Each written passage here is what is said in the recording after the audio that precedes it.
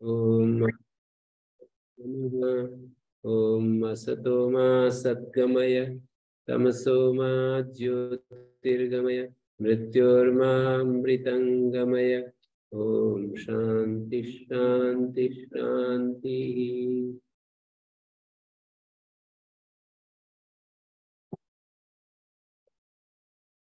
उपनिषद कक्षा 141 बृहदारण्य की 141 और कुल कक्षाएं 416 हो चुकी हैं। उनको बुला दीजिए।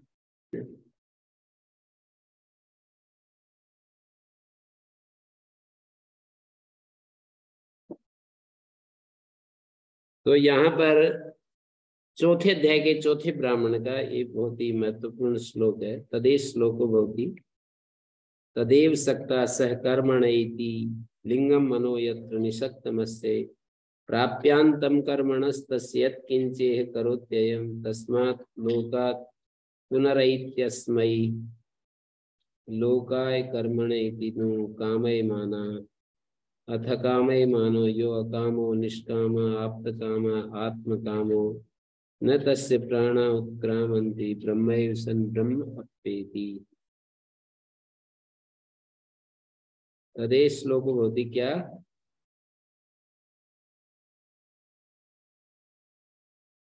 तदेव सक्ता सह कर्मणा ऐति एति ऐति।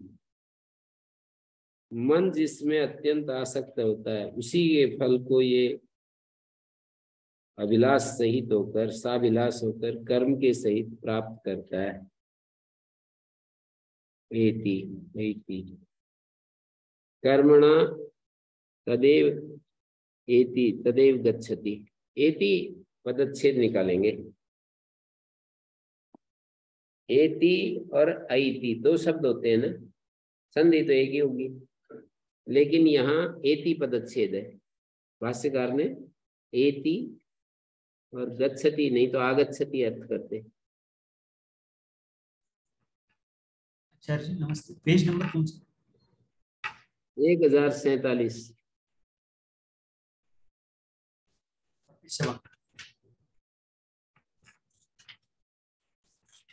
माने तदेव सक्ता सहकर्मणा, इसका लिंग अर्थात मन जिसमें अत्यंत आसक्त होता है। सक्त शब्द का मतलब होता है आसक्त होता है। सहकर्मणा कर्म के साथ मन जिसमें अत्यंत आसक्त होता है इसी फल को ये यत्र निषक्तम अस्य, हाँ निषक्त माने निश्चय पूर्वक डूबा हुआ होता है ना, अस्य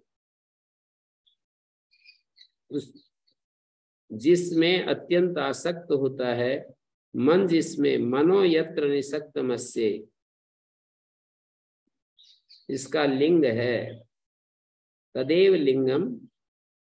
तदेव लिंगम इसका लिंग माने मन जिसमें अत्यंत आसक्त होता है उसी फल को ये सहकर्मणा सक्तः एति तस्मिन् अर्थे से श्लोक भवति। भाष्य पढ़ रहा हूं। तदेव एति तदेव गच्छति, उसी को प्राप्त होता है या जाता है सक्त आसक्त होकर, अर्थात उसमें अपनी अभिलाषा प्रकट कर। किस प्रकार जाता है? सहकर्मणा यत् कर्म फलासक्ता सन अकरोत्, फल के साथ आसक्त होकर जिस कर्म को उसने किया। कितना अच्छा श्रुति में वाक्य बोला है। फल के साथ आसक्त होकर जिस कर्म को उसने किया है उस फल उसको प्राप्त होता है, उसी को प्राप्त होता है, उसी को जाता है। सक्त शब्द का अर्थ है आसक्त। तदेव गच्छति सक्त है आसक्त है, तत्र उद्भूत अभिलाष है। सक्त का अर्थ है उसमें अभिलाषा प्रकट हो जाती है, स्मृति आ जाती है उसकी। जैसे चार चीजें से वासनाएं बढ़ती हैं घटती हैं। हेतु फल आश्रय आलम्बन। फल का मतलब है स्मृति, हेतु, फल, आश्रय और आलम्बन, इन चारों से वासनाएं बढ़ती जाती हैं, और ये चारों नहीं रहे तो वासनाएं घटती चली जाती हैं। तो तदेव सक्त, तदेव एति गच्छति, सक्त आसक्त, तत्र उद्भूत अभिलाष, उसमें अपनी अभिलाषा प्रकट कर, उसमें अभिलाषा प्रकट कर किस प्रकार जाता है? कथम एति सह कर्मणा यत् कर्म फलासक्ता स न करो, जिस कर्म को उसने फलासक्त होकर के किया, तेन कर्मणा सहैव तदेति, उस कर्म के संस्कार के साथ उसके फल के प्रति जाता है। सहैव साथ, कर्म के साथ ही, कर्म वासना के साथ, कर्म संस्कार के साथ, कर्म तो नष्ट हो जाता है, कर्म की वासना के साथ। कर्मणा सह एति, सह कर्मणा एति माने कर्मणा सह एति, सहैव तदेति तत्फलम एति, किं तत् लिंगम मना यत्र निसक्तमस्य, लिंगम मना, मन प्रधानत्वा लिंगस्य, लिंग जो है वो मना प्रधान होता है। लिंगम मना, लिंग देह मना प्रधान है, इसलिए मन को लिंग ऐसा कहा है। मनोलिंगम इति उच्यते। लिंग शरीर हमारा मन प्रधान होता है, मन कह दो, बुद्धि कह दो, अंतःकरण कह दो, तो उसके प्रधानता वाला होता है ये सूक्ष्म शरीर। लिंग माने सूक्ष्म शरीर, इसलिए मन को लिंग, हाँ मन को लिंग कह दिया। मना प्रधानत्वा लिंगस्य मनोलिंगम इति उच्यते। तो यहाँ पर ये कह रहे हैं तदेव सक्ता सह कर्मणा एति लिंगम मनो यत्र निसक्तमस्य। पहली पंक्ति स्पष्ट होगी। तदेव सक्तः कर्मणा सह एति, तदेव सक्तः, तदेव गच्छति, उसी को प्राप्त हो जाता है। तदेव एति, तदेव एति, तदेव गच्छति, सक्ता आसक्तः, तत्र उद्भूत अभिलाष, आसक्त होकर मानी उसमें अपनी अभिलाषा प्रकट कर, तो किस प्रकार जाता है? कथम एति सह कर्मणा यत्र कर्म फलासक्ता सा न करो, जिन जिन कामों को फलासक्त होकर के किया उनमें मन का अभ्यास हो जाता है, रुचि हो जाती है, संस्कार बन जाता है, तो उनकी तरफ जाता है। जैसे इस शरीर से छोड़ करके जब हम अगले जन्म को ग्रहण करेंगे तो उन कर्मों के पीछे हम जाएंगे जो यहाँ पर हमने फल की अभिलाषा के साथ हम उन कर्मों को किया। फल की अभिलाषा ही नहीं रही और फिर कर्म किए, तब तो वो कहाँ जाएगा? फिर तो ये प्राणा विलीयन्ति, संस्कार नहीं बनेंगे, उसके प्राण यही विलीन हो जाएंगे, किसी लोक में जाने की जरूरत नहीं पड़ेगी। पर यदि फलासक्त होकर के कर्म किए हैं तो उसी में जाएगा। फलासक्त होने का मतलब यह है सुख लेने की इच्छा से, क्योंकि दुख लेने के लिए तो कोई कर्म होते नहीं, दुख तो अतिरिक्त ऊपर से मिल जाते हैं, वो अलग बात है। तो सुख लेने की इच्छा से जो हमने कर्म किए हैं उसके लिए ये बात कही है। तदेव एति तदेव गच्छति, सक्त आसक्त, तत्र उद्भूत अभिलाष सन, वहां पर उद्भूत अभिलाषा वाला होता हुआ, कथम एति सहकर्मणा यत्र यत् कर्म फलासक्ता सा न करो, तेन कर्मणा सह एव, उस कर्म के साथ माने उस कर्म वासना के साथ। यहाँ पर कर्मणा का मतलब है कर्म वासना, कर्म वासना शब्द समझना चाहिए यहाँ पर। कर्म वासना के साथ ही तदेति तत्फलमेति, उसके फल को के प्रति जाता है। फलमेति फल के प्रति जाता है, उस कर्म वासना के सहित ही उसके फल के प्रति जाता है। तो जाने वाला कौन है? तो आप जो कहते थे उसको ही यहाँ पर श्रुति ने दे दिया है, बार बार आपको आपत्ति होती थी ना, तो वहां आत्मा शब्द का लिंग ही अर्थ ले लेना चाहिए। और लिंग तो अकेला होता नहीं है, आत्मा तो वहां रहता ही है सब जगह। तो इन्होंने बतला दिया लिंगम मनो यत्र निसक्तम, मन प्रधानत्वा लिंग से, लिंग के मन प्रधान होने से मनोलिंगम इति उच्यते। वहां पर लिंग देह मना प्रधान है, इसलिए मन को लिंग कह दिया। माने मन जिसमें डूबा हुआ होता है, मन जिसमें पूरा डूबा हुआ होता है, मनो यत्र निसक्तम अस्य, अस्य माने इस जाने वाले का, किम तत्, जाने वाला कौन है, किम तत्, जिसका मन यत्र निसक्तम, अस्य मनः लिंगम यत्र निसक्तम।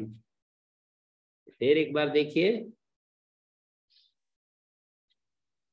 ये श्लोक पीछे वाले उसके मंत्र के लिए ये श्लोक दिया, पीछे जो स वा अयम आत्मा ब्रह्म विज्ञानमयो 1039 पेज पर, यहाँ पर बृहदारण्यक का,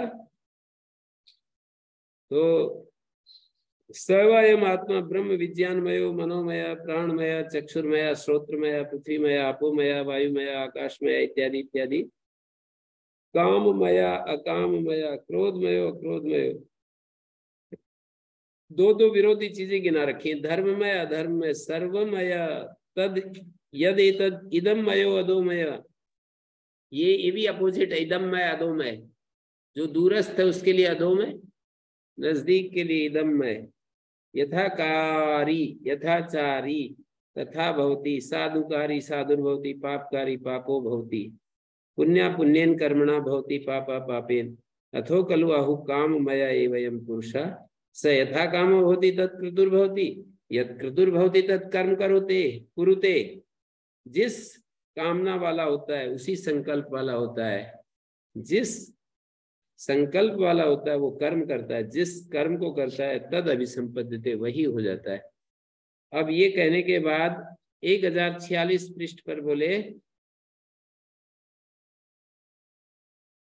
इससे पहली पंक्ति में एक बात कही, तस्मात् 1046 पर जो है ना, ये अंतिम पैराग्राफ में कहा कि यत् क्रतुर्भवति यादृक् काम कार्येण क्रतुना यथा रूपा क्रतुरस्य स्वयं यत् क्रतुर्भवति, बहुव्रीहि समास है।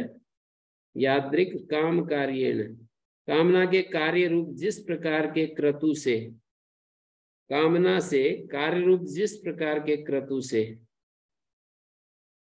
यादृक् काम कार्येण क्रतुना यथा रूपा क्रतुरस्य स्वयं यत् क्रतुर्भवति तत् कर्म कुरुते, उस कर्म को करता है। यद विषय क्रतु तत्फल निर्वृत्तये यद योग्यम कर्म, जिस विषय वो करता है, जिस विषय कर्म करता है,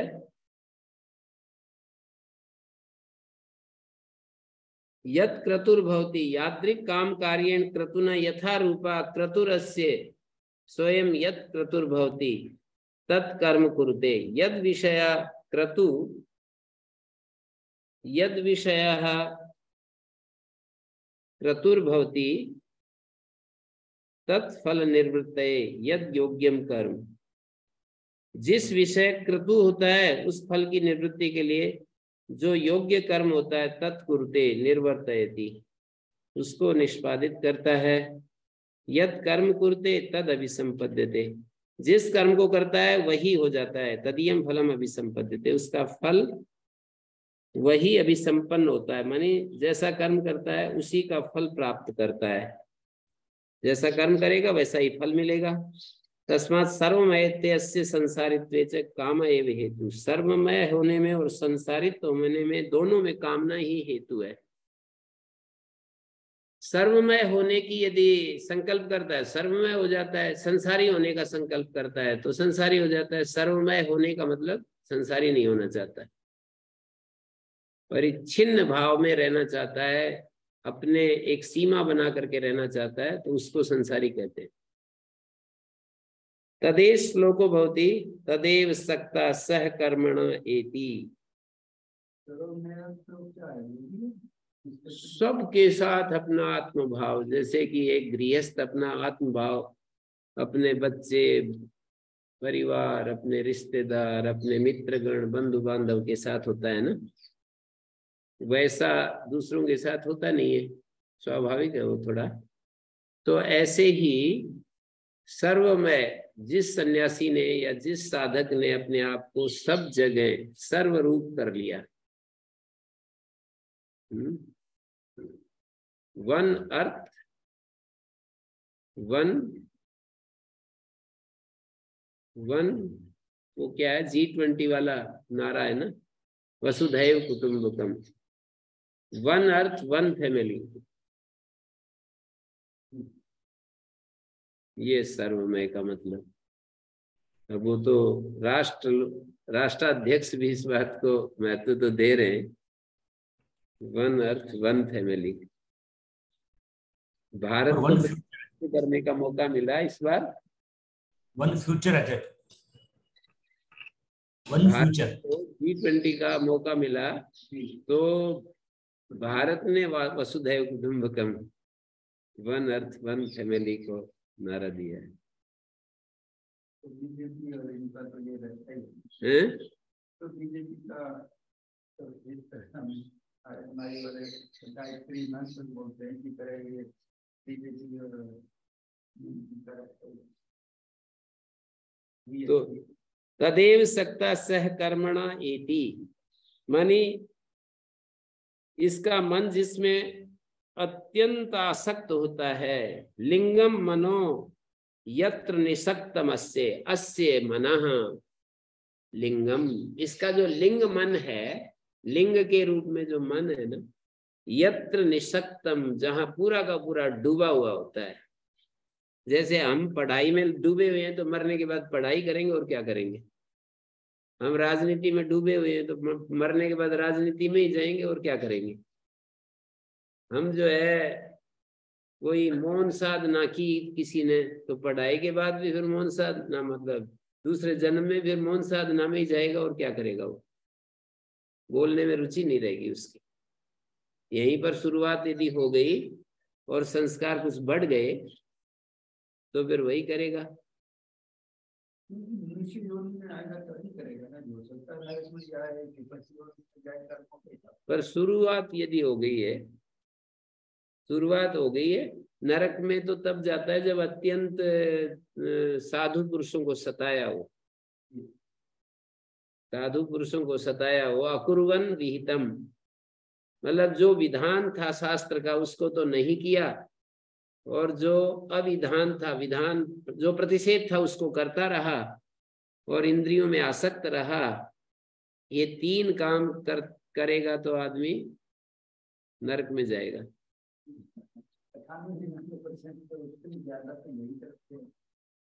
नहीं, बहुत अच्छे अच्छे काम भी तो साथ साथ चलते रहते हैं ना। और बेहोश यदि होकर के रहते हैं ना हम, तो फिर पशु आदि योनियों में जाते हैं, क्योंकि उनकी चेतना, जैसे हम सचेतन नहीं है, बेहोश होकर के जीते हैं, सचेतन हैं और कुछ अच्छा कुछ बुरा करते हैं, तो फिर हमारे संस्कार हमको मनुष्य जीवन में तो ले जाते हैं, लेकिन उसमें जाने के बाद फिर काम हम वही करते हैं जो पहले कर रहे थे। तो इसीलिए कितने बुद्धिमान लोग, उग्रवादी लोग, और कितने कितने लोग जो है ना, वो बुद्धिमान तो रहे ही है ना, पहले बुद्धि का काम किया है, तभी तो यहाँ बुद्धिमान है। परमात्मा तो बिल्कुल न्यायकारी है, उसको कुछ लेना देना नहीं है कि मेरा भक्त कितना है नहीं है, कितना मेरा नाम लेता है नहीं लेता है। यदि उसने अभ्यास किया है किसी चीज का, अपने मन को बहुत ज्यादा किसी विषय में लगाया है, बौद्धिक रूप से सचेतन होकर के वो मन को किन्हीं कामों में लगाया है तो वो पशु का जन्म नहीं ले सकता। चाहे कितना ही गलत काम किया हो, यदि वो उसके अंदर बहुत ज्यादा ये है, चेतना है अंदर, मैं ये करूं वो करूं, बहुत ज्यादा उसका रजोगुण प्रधान है ना, तो उसको फिर तमस योनि नहीं मिल सकती, रजोगुण प्रधान है तो। और जीवन भर रजोगुण प्रधान होगा तो अंदर मरते समय तमस कैसे आएगा? पहले से ही तमस प्रधान होता है ना, जो अपने जीवन में कुछ करना नहीं चाहता है, बस ऐसे ही रहना चाहता है, यूं ही बस पड़े रहना चाहता है और कुछ भी उसके अंदर विचार नहीं आते हैं, ऐसी स्थिति मन की होती है, तो तमस प्रधान होते हैं, तो फिर पशु योनि मिलती है। मनुष्य के अलावा दूसरी योनियां मिलती है।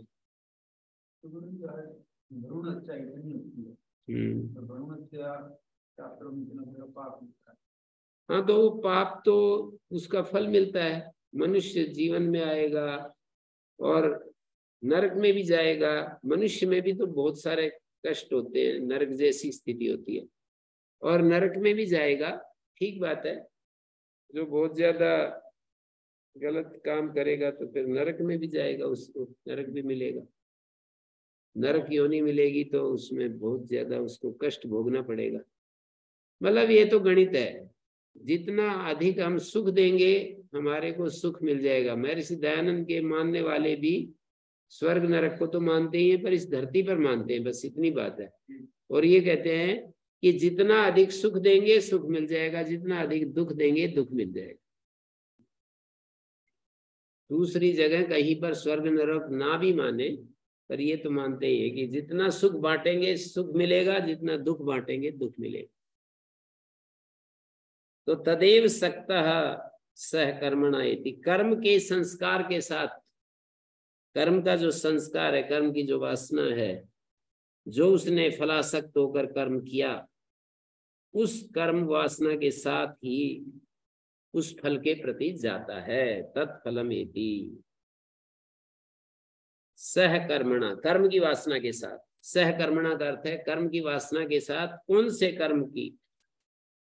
माने आसक्त होकर के, जिसने वो कर्म किए, आसक्त होकर, फल के प्रति आसक्त होकर के वो कर्म किए, फल इच्छा से युक्त होकर के वो कर्म किए, तो जहां मन इसका डूबा हुआ था वहां पर चला जाता है।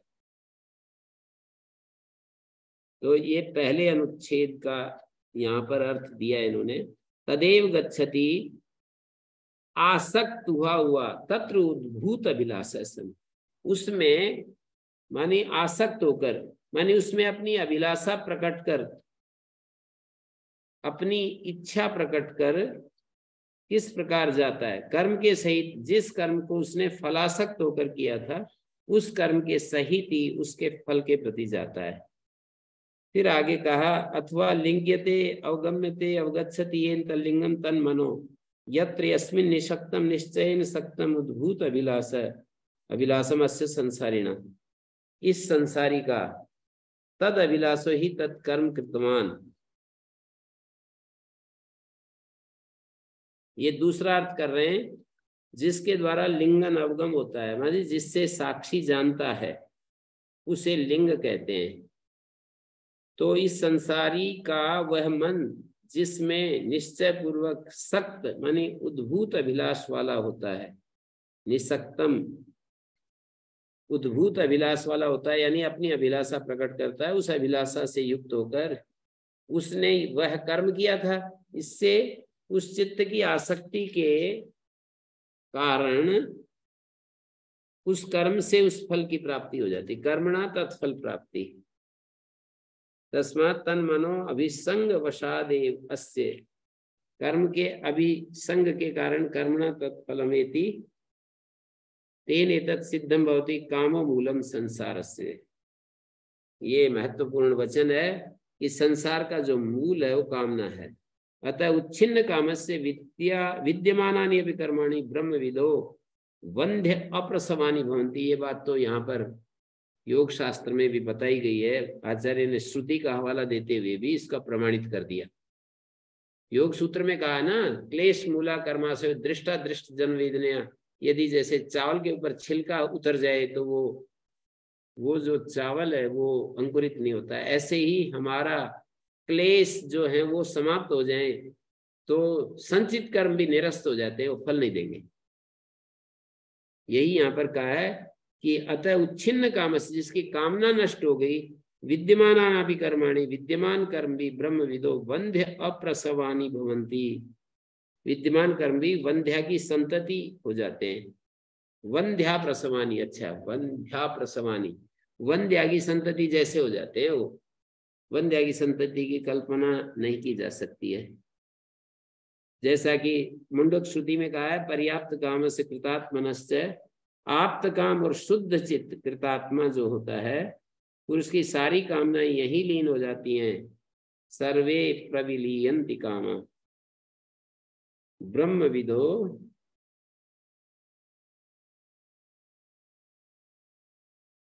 उसके कर्म जो है वो उच्छिन्न मूलस्य कामस्य विद्यमान कर्माणि ब्रह्म विदो वंध्या प्रसवानी भवन्ति, वंध्या की संतति जैसे हो जाते हैं।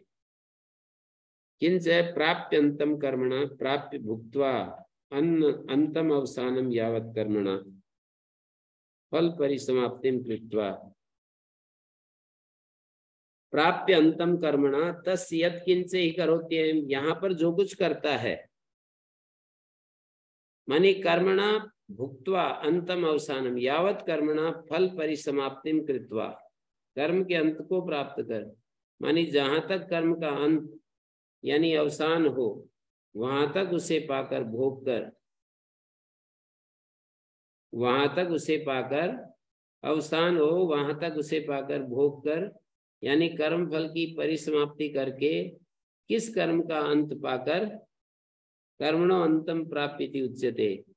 तो यहाँ बतलाया कि इस लोक में ये जो कुछ कर्म करता है, यत् किंच कर्म ही अस्मिन् लोके करोति निर्वर्तयति अयम्, जो कुछ कर्म यहाँ इस लोक में करता है, तस्य कर्मणा फलम भुक्त्वा अंतम प्राप्य, उस कर्म का फल भोग करके उसका अंत पाकर उस लोक को, तस्मात् लोकात्, उस लोक से, पुनरैति आगच्छति अस्मै लोकाय कर्मणे, यहाँ पर ऐति शब्द है, पुनरैति शब्द है, यहाँ पर पुनरैति आ जाता है, अस्मै लोकाय कर्मणे, इस लोक में कर्म करने के लिए आ जाता है।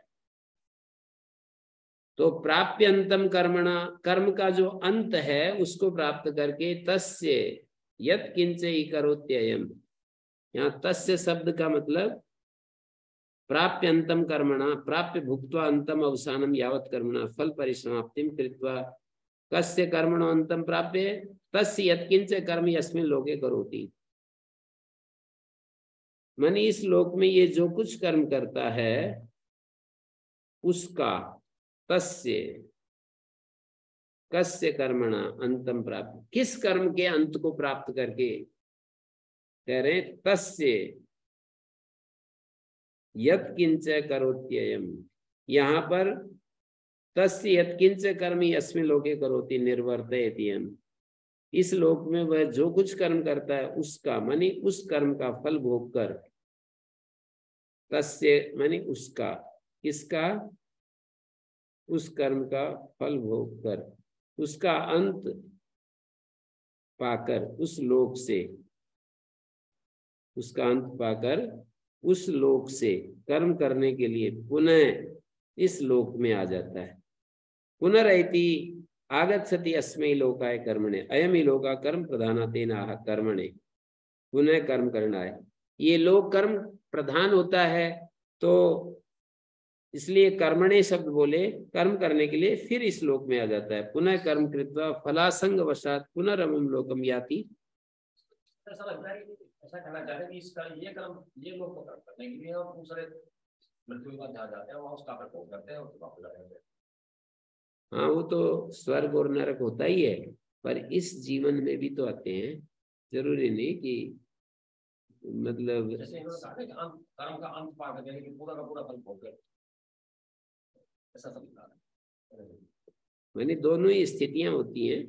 जब कोई स्वर्ग में जाएगा तो उसका अंत होने के बाद फिर यहाँ आ जाएगा कर्म करने के लिए, फिर यहाँ कर्म करेगा, फिर उस लोक में चला जाएगा, उस लोक में फल भोग कर फिर यहाँ आ जाएगा। और उस लोक को इस लोक की दृष्टि से उस लोक को हम एक प्रकार से परलोक भी समझ सकते हैं। तो परलोक में फल भोगने के लिए तो जाते हैं, वहां कर्म भी चालू रहते हैं, तो उन कर्मों को करने से फिर इस लोक में फिर मतलब इस मानव जीवन में आ जाते हैं। मानव जीवन से मानव जीवन में गए, मानव जीवन से फिर मानव जीवन में आ गए, दूसरे नरक आदि को भी भोग करके आ जाते हैं।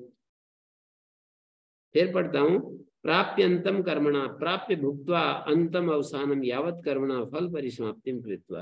कर्म की जो फल परिसमाप्ति है, भुक्त्वा अंतम अवसानम यावत, अंतम अवसानम यावत, अंतम का अर्थ है अवसान, कर्मणा फल समाप्तिम कृत्वा, कर्म की फल समाप्ति करके, कस्य कर्मणो अंतम प्राप्त, किस कर्म का अंत करके आता है, बोले तस्य यत्किंच कर्म इहस्मिन् लोके करोति, उस कर्म का जो कि इस लोक में करता है, निर्वर्तयति हम तस्य कर्मणा, उस कर्म का फल भोग करके अंतम प्राप्य, अवसान को प्राप्त करके, तस्मात् लोकात् पुनरैति आगच्छति अस्मै लोकाय कर्मणे। ये लोग तो कर्म करने का बता दिया, अयं हि लोका कर्म प्रधाना, और वो लोक है भोग प्रधाना है। कर्मणे इति पुनः कर्म करना है, पुनः कर्म कृत्वा फलासंग वसात, पुनः कर्म करके, कर्म करने के लिए आया और कर्म की आसक्ति के कारण पुनरमम लोकम याति, फिर उस लोक में चला जाता है। इति नु एवं नु कामय माना संसरति, इस प्रकार कामना करता हुआ निरंतर चक्कर काटता रहता है। यस्मात् कामय माना एवं संसरति अथ तस्मात् अकामय मानो न क्वचित संसरति। यदि कामना का त्याग कर दे तो कहीं नहीं आना जाना, मुक्त हो जाता है। इसलिए कितनी सहज भाषा में स्वामी शरणानंद जी बोल देते हैं, अरे कोई मुक्ति कोई बहुत बड़ी चीज थोड़ी है, कुछ भी मत चाहो मुक्ति हो। ये भी तो ऐसे ही कह रहे हैं कि अथकामय माना, यदि वो कामना नहीं करता है तो बस समाप्त, खेल खत्म, किस्सा खत्म। यदि कुछ भी कामना नहीं कर रहा है, अथ अकामय माना न क्वचित संसरति, कामय माना एवं संसरति, वो संसार बंधन को प्राप्त करता है। कामना करने वाला इस प्रकार संसरण करता है, जो कामना करने वाला नहीं है वो संसार बंधन में ही नहीं पड़ेगा। कामना ही तो हमको, कामो मूलम संसार से, भास्कर ने ऊपर एक 48 पेज पर दूसरी पंक्ति में क्या कहा है, कामो मूलम संसार से अतः उच्छिन्न कामस्य विद्यमानानि अपि कर्माणि ब्रह्मविदो वंध्या प्रसवानि भवन्ति। ये तो माने उनका अंत हो जाता है। फलासक्त ही गति रुकता, फलासक्त की ये गति कह दी। जो फलासक्त होता है ना, फल की कामना में आसक्त होकर के कर्म करता है, अकामस्य ही क्रिया अनुपत्ते अकामय मानो मुच्यते। कितना भाष्यकार बार बार घुमा घुमा करके कह रहे हैं कि ये जो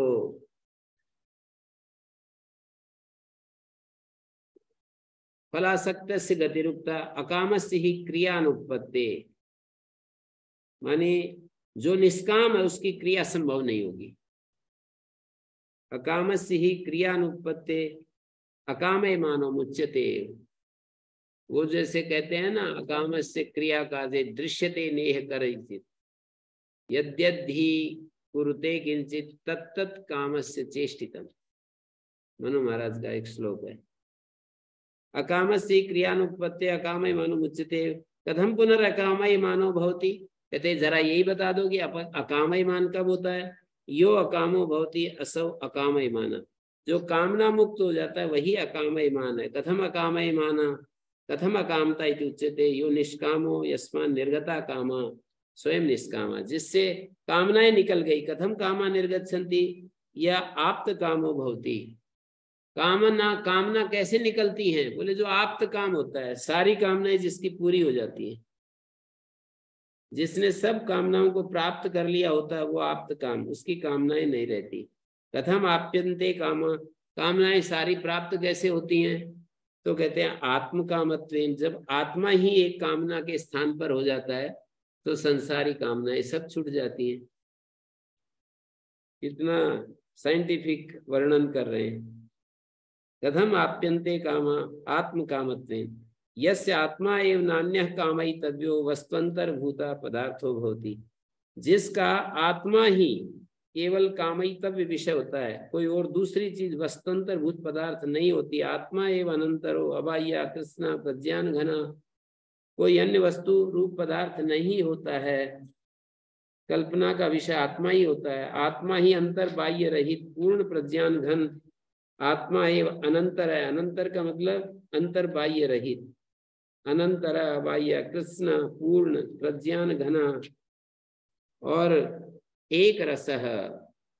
आत्मा एक रस है, अनेक रस नहीं है। नोर्ध्वम च न त्रियंग न अध आत्मनो अन्यत कामयितव्यम वस्तुअंतरम, ना तो ऊर्ध्व आत्मा से भिन्न कामना के योग्य कोई अन्य वस्तु न ऊपर है, न ऊर्ध्वम न तिर्यंग न अध आत्मनो अन्यत कामयितव्यम वस्तुअंतरम। जब ऐसा उसकी स्थिति बन जाती है कि मुझे तो एक आत्मा से भिन्न कामना के योग्य, मुझे ना ऊपर की कोई चीज और ना इधर उधर ना नीचे, जिसके लिए यस्य सर्वम आत्मा एव अभूत, जिसके लिए सब आत्मा ही हो गया।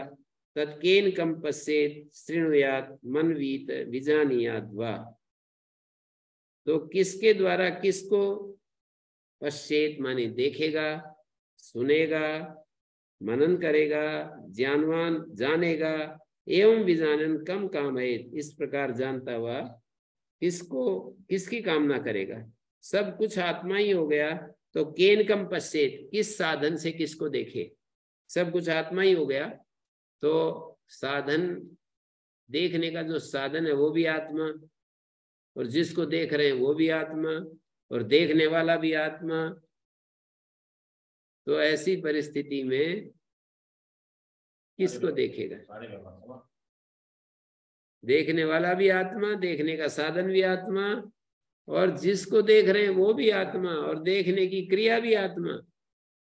ब्रह्मार्पणम ब्रह्मवि ब्रह्माग्नौ ब्रह्म ब्रह्मणाहुतम ब्रह्मैव तेन गंतव्यम ब्रह्म कर्म समाधिना वाली स्थिति आ जाती है। निष्काम और अकाम में क्या फर्क है? निर्गता कामा यस्मान् निष्कामा, निष्काम कहाँ पर ये आप पूछ रहे हैं?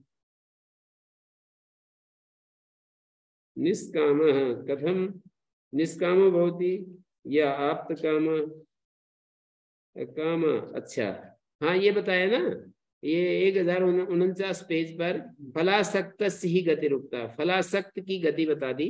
अकाम से ही क्रिया अनुपत्ति, अकाम की तो क्रिया बनेगी नहीं। अकाम मानो मुच्यते, कथम पुनर् अकाम मानो भवति, अकाम मान कैसे होता है? यो अकामो भवति असो अकाम मान, जो अकाम होता है वो अकाम मान होता है, जिसकी कोई कामना नहीं। तो वही पूछा कि अकाम कौन होता है, कैसे होता है? जब निष्काम होता है, जिसकी कामनाएं निकल गई। अकाम पहला स्टेप पर बोले अकाम जो होता है ना वो अकाम ईमान।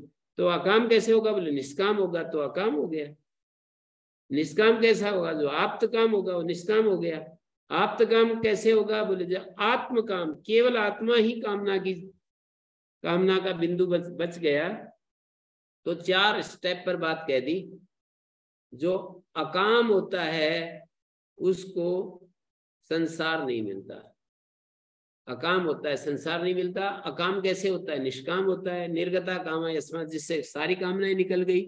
सारी कामनाएं कैसे निकलती? सारी कामनाएं प्राप्त हो गई, आप्त काम हो गया। तो आप्त काम कैसे होता है?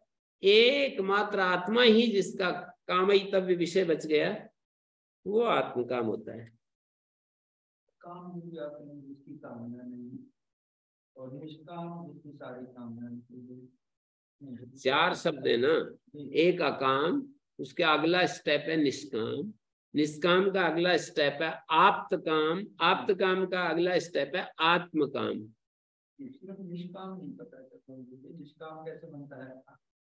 अकाम से सारी कामनाएं जिसकी निकल गई तब निष्काम होता है, वही अकाम होता है। जो निष्काम हो गया, उसने पूछा कि अकाम कौन होता है? अपने भीतर से कामनाएं जिसने निकाल दी वो अकाम होता है। निष्काम की ये क्या बोलते हैं, अकाम की ही व्याख्या है निष्काम। सारी कामना निकाल, हाँ, जिसने अपनी सारी कामनाओं को निकाल दिया वो निष्काम होता है। और वो क्या होगा? अकाम हो जाएगा। अकाम निष्काम, निष्काम कौन होगा? सारी कामनाएं कैसे निकली हुई मानेंगे? बोला आप्त काम, आप्तः कामायेन, आपता कामायेन से आप्त काम है, मतलब जिसने सब कामनाओं को प्राप्त कर लिया। एक तरफ सारी कामनाएं निकाल दी, एक तरफ सारी कामनाएं पाली। सारी कामनाएं निकाल दी तो सारी कामनाएं पाली। एक प्रकार से आत्मा सब जगह है, और सब जगह जहां जहां भी जिसकी कामनाएं जिसको पूरी हो रही है ना, वो आत्मा को ही हो रही है। कामना कोई प्राप्त करने के लिए इच्छा ही नहीं बची। जैसे किसी व्यक्ति की कोई इच्छा ही नहीं बची तो उसने मानो सारी कामनाएं प्राप्त कर ली।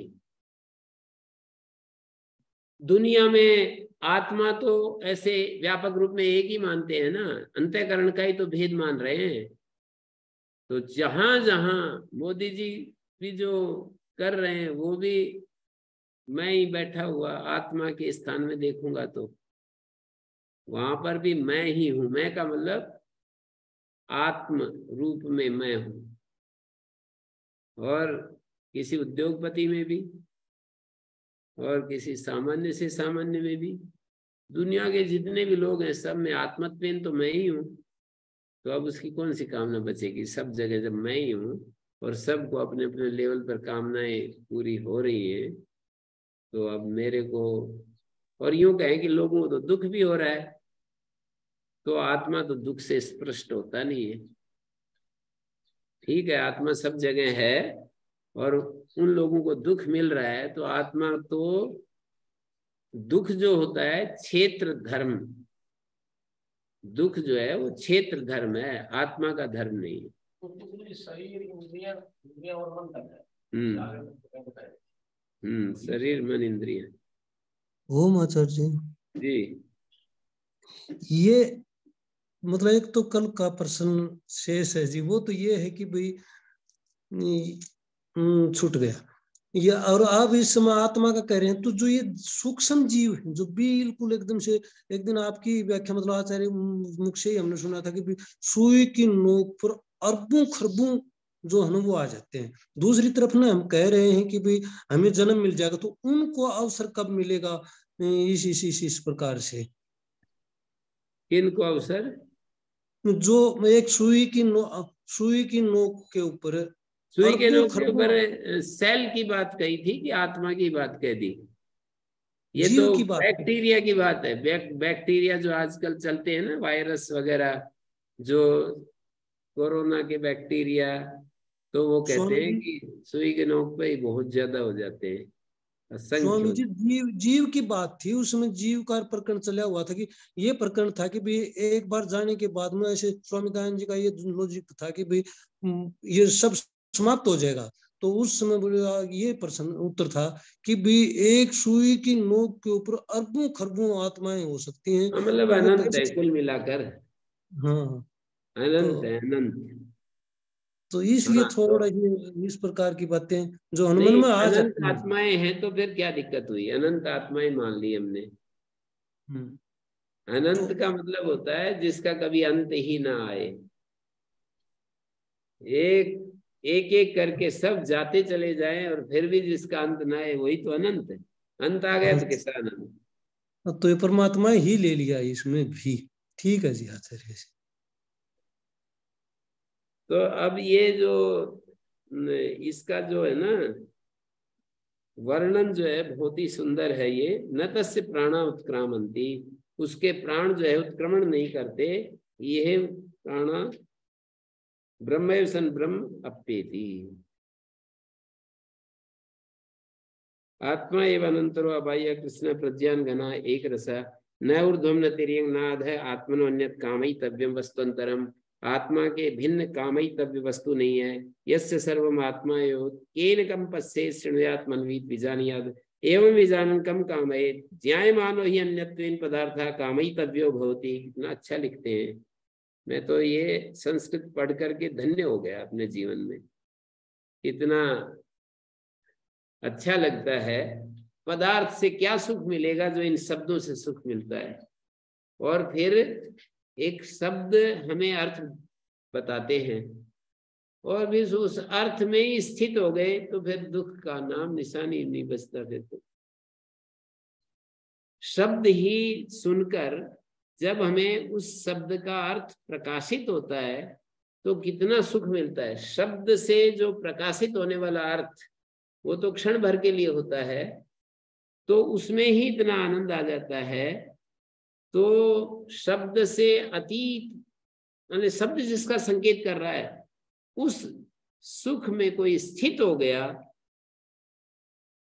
मरण पर्यंत स्थित हो गया, तो फिर उसकी क्या स्थिति होगी आप कल्पना कीजिए।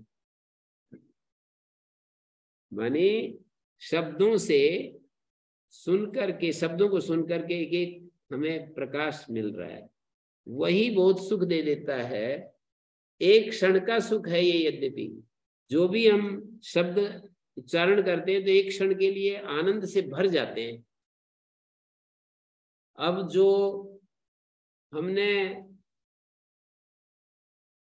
शब्द भी छूट गए, आनंद ही आनंद रह गया, सुख ही सुख रह गया, तो उसका तो कहना ही क्या। तो इन्होंने ये कहा, देखिए मेरे को बहुत अच्छा लगा, ज्ञायमानो ही अन्यत्वेन पदार्था कामयितव्यो भवति न च असौ अन्यो ब्रह्मविद आप्त कामस्य अस्ति।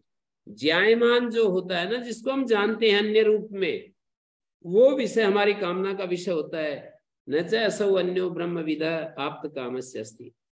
और ब्रह्मविद जो आप्त काम है उसका कोई ऐसा अन्य विषय रहता नहीं है जो उसको ज्ञायमान स्थिति में हो कि मैं जानने वाला हूं, ये मेरा ज्ञेय विषय है।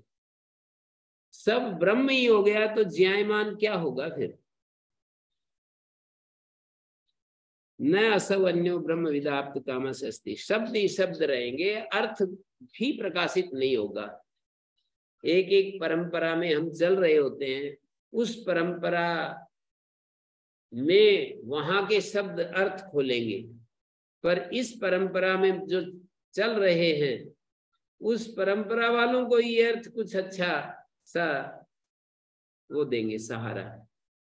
दूसरी परंपरा वाले तो इसको यूं कहेंगे, क्या फालतू बात कर रखी है यहाँ पर, क्या बेकार बातें कर रखी है, हैं? उनको समझ में नहीं आएगा। हाँ, तो मैं ये कह रहा हूं कि इसीलिए कभी कभी कहा जाता है कि जहां हमारी श्रद्धा है, आस्था है, उन ग्रंथों को ही पढ़ेंगे तो हमारे को लाभ मिलेगा, नहीं तो हमारी कसरत ही होगी, बौद्धिक कसरत है। संघर्ष ही बनेगा, हमें कुछ मिलेगा नहीं, संघर्ष स्ट्रगल होता रहेगा। तो ये कह रहे हैं, ज्ञायमानो यन्यत्वेन पदार्था कामयितव्यो भवति न च असो अन्यो ब्रह्मविदा आप्त कामस्य अस्ति। जो अन्य ब्रह्मविद को आप्त काम को ऐसा अन्य विषय मिलता नहीं। या एव आत्म कामतया आप्त कामः स निष्कामो अकामो अकामयमानश्चेति मुच्यते। जो आत्म काम रूप में आप्त काम हो जाता है, आत्म काम होने के कारण जो आप्त काम हो जाता है, सारी कामनाएं जिसकी पूरी हो जाती हैं, वो निष्काम हो जाता है, उसकी कामनाएं निकल जाती हैं, वो अकाम हो जाता है, अकामयमान हो जाता है। कामना न करने वाला हो जाता है, इसलिए मुक्त हो जाता है। नहीं यस्य आत्मा एव सर्वम भवति तस्य अनात्मा कामयितव्यो भवति अस्ति। जिसका आत्मा ही सब कुछ हो गया तो अनात्मा की क्यों, कहाँ बचा ही नहीं, तो कामना कैसे कर सकता है? अनात्मा कामयितव्य कहाँ से आएगा जिसका आत्मा ही सब हो गया? अनात्मा अनात्मा च अन्य कामयितव्य सर्वम चैव आत्मा अभूतिति विप्रतिषिद्धम। भाष्यकार की शैली में कह रहे हैं कि अनात्मा अन्य है कामयितव्य और सर्वम आत्मा एवं भूत, ये भी है। ये तो विरोधी बात हो गई। कामयितव्य विषय अनात्मा भी बच रहा है और कह रहे हैं सब कुछ आत्मा ही हो गया है। ये तो दो विरोधी बातें इकट्ठी हो गई। अनात्मा च अन्य कामयितव्य, अनात्मा जो अन्य अपने से भिन्न जो अनात्मा है वो कामयितव्य है। सर्वम च आत्मा अभूतिति विपरीत सर्वात्मदर्शिना कामयितव्य अभावात कर्म अनुपत्ति।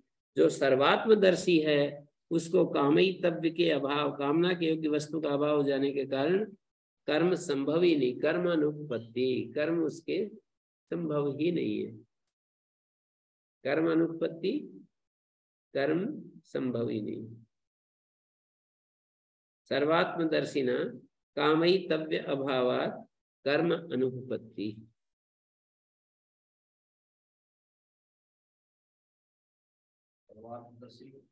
उसको प्राप्त करने जो भी वस्तु ही नहीं बचेगी, कामना नहीं रहेगी, कामना ही नहीं रहेगी।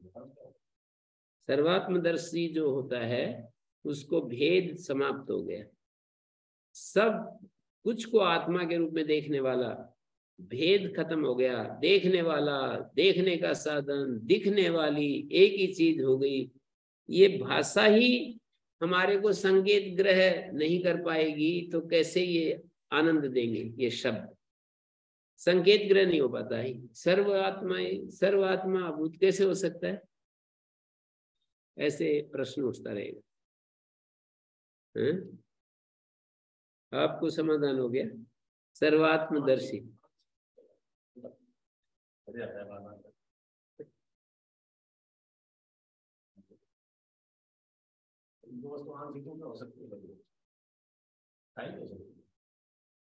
जी।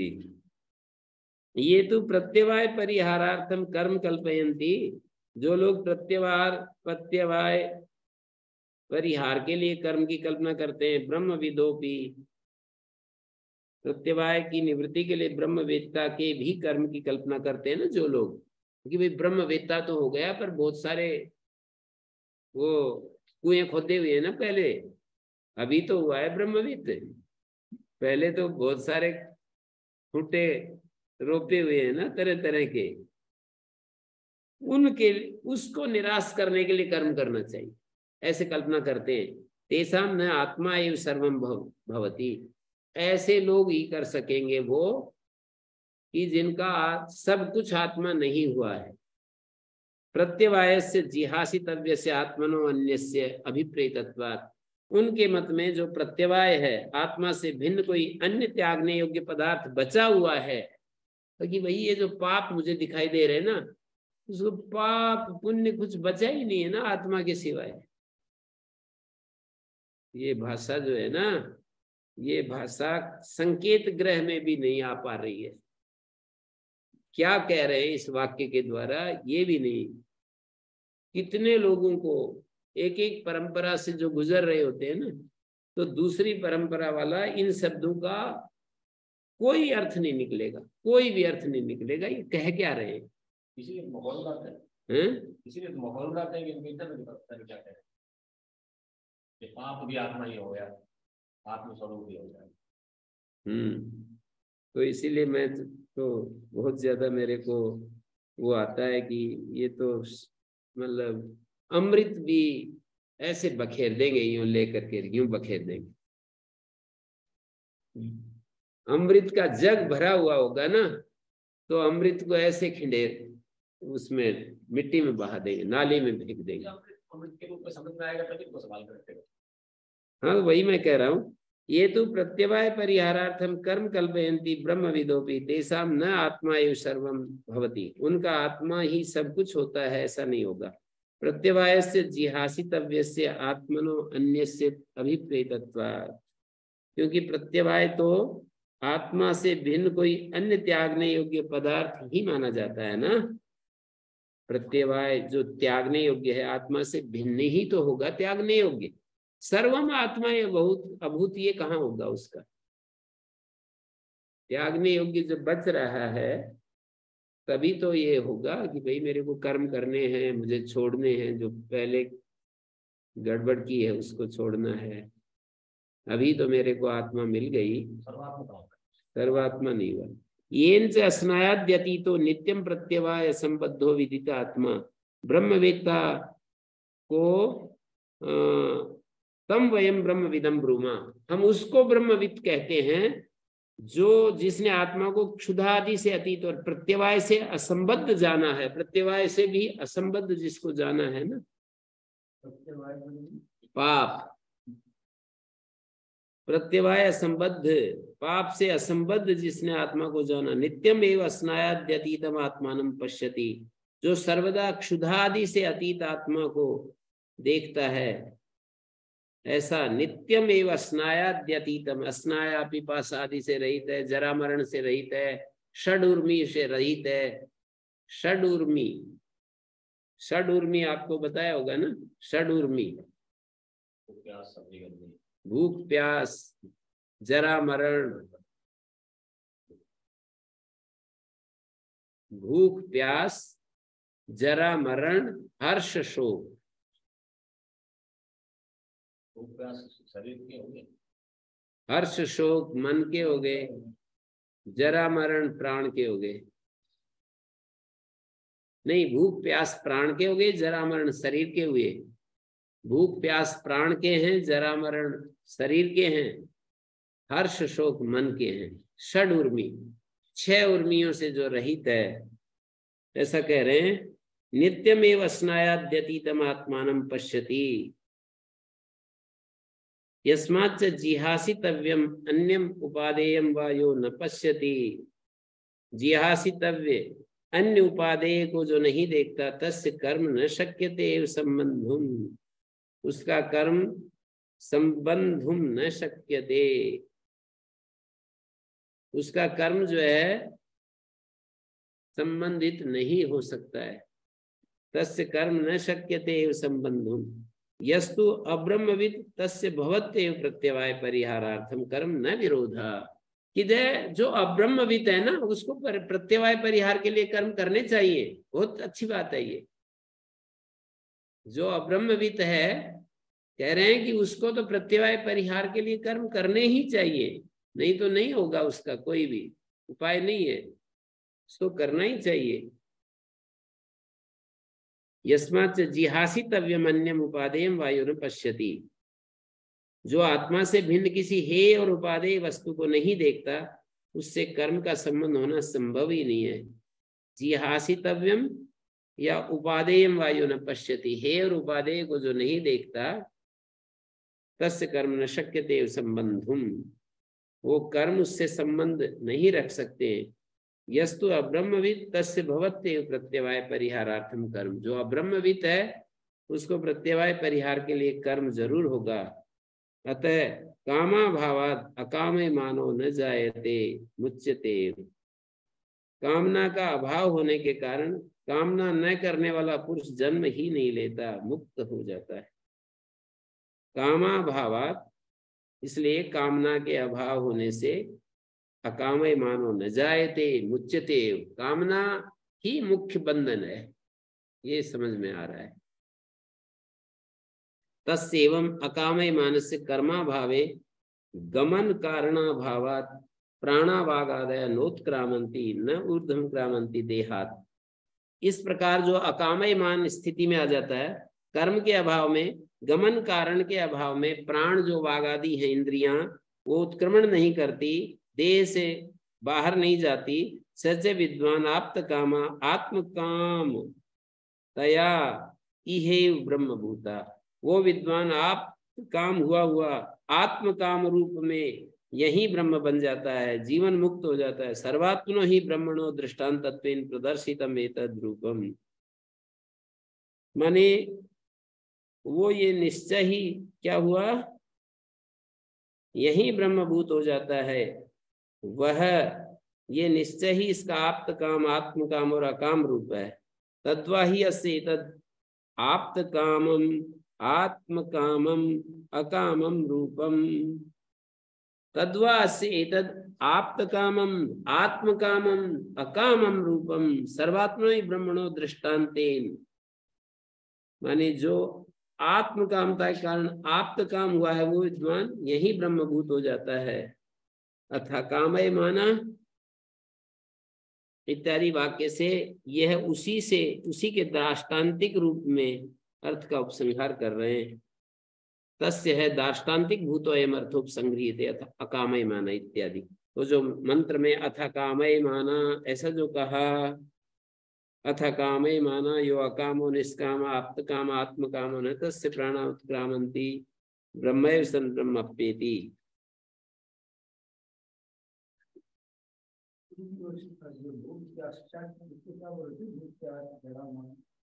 हर्षो षड उर्मी 6 तरंगे। उर्मी माने तरंग।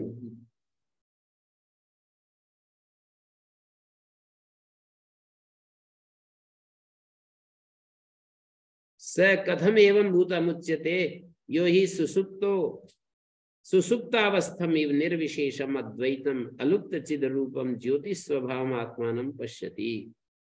वो कैसे कथम एवं भूतमुच्यते, तो उसका उत्तर दिया यो ही सुसुप्तावस्थम, जो सुसुप्त अवस्था के समान निर्विशेष अद्वैत अलुप्त चिद रूप ज्योति स्वभाव, जिसका ज्योति चिद रूप स्वभाव अलुप्त है, निर्विशेष है, अद्वैत है, नहीं लुप्त है, चिद रूप ज्योति स्वभाव जिसका नहीं लुप्त हुआ है। हमारा ज्योति स्वभाव चिद रूप जो है लुप्त हो जाता है इसमें जड़ चीजों के साथ एक होकर के। जैसे कि गाड़ी में बैठे हो अपनी और कोई पास से गुजर रहा हो तो एकदम ऐसे लगता है कि कोई घिस करके गाड़ी के खरोंच कर रहा है, तो मतलब गाड़ी के साथ हम एक हो गए हैं। तो सारा चक्कर तो चिद रूप के लोप के कारण हो रहा है।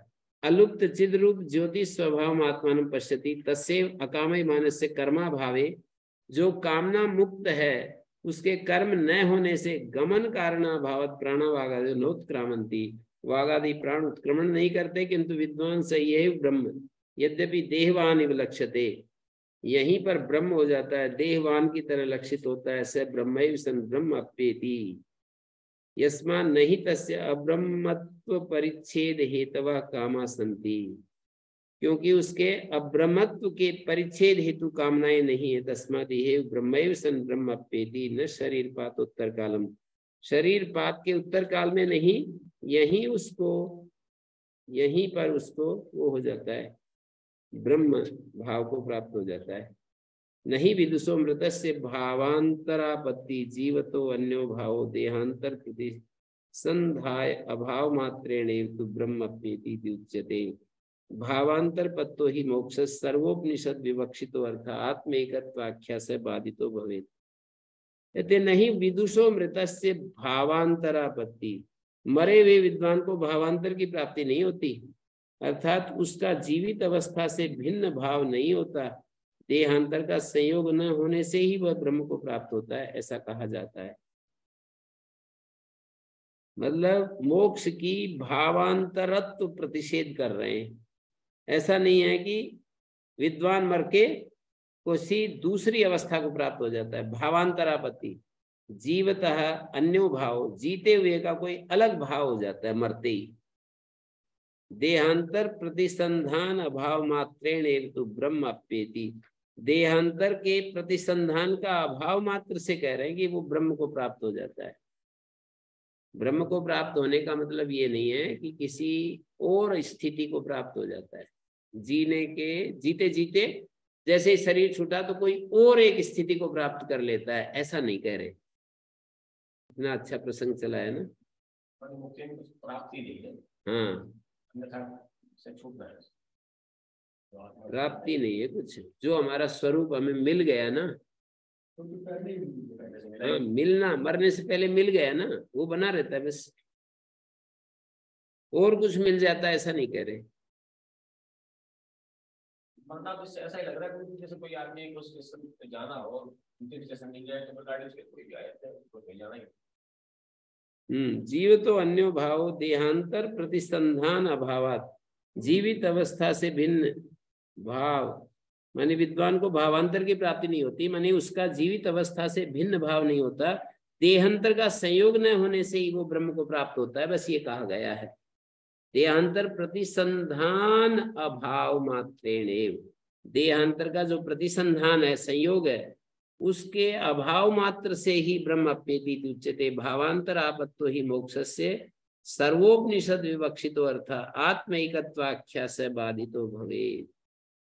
भावांतरापत्ति होने पर यदि मोक्ष कोई भावांतर प्राप्ति मानी जाए तो सर्वोपनिषद विवक्षित अर्थ आत्म एकत्वाख्या बाधितो भविष्यति, उपनिषदों का जो आत्म एकत्वाख्य अर्थ है ना वो बाधित हो जाएगा।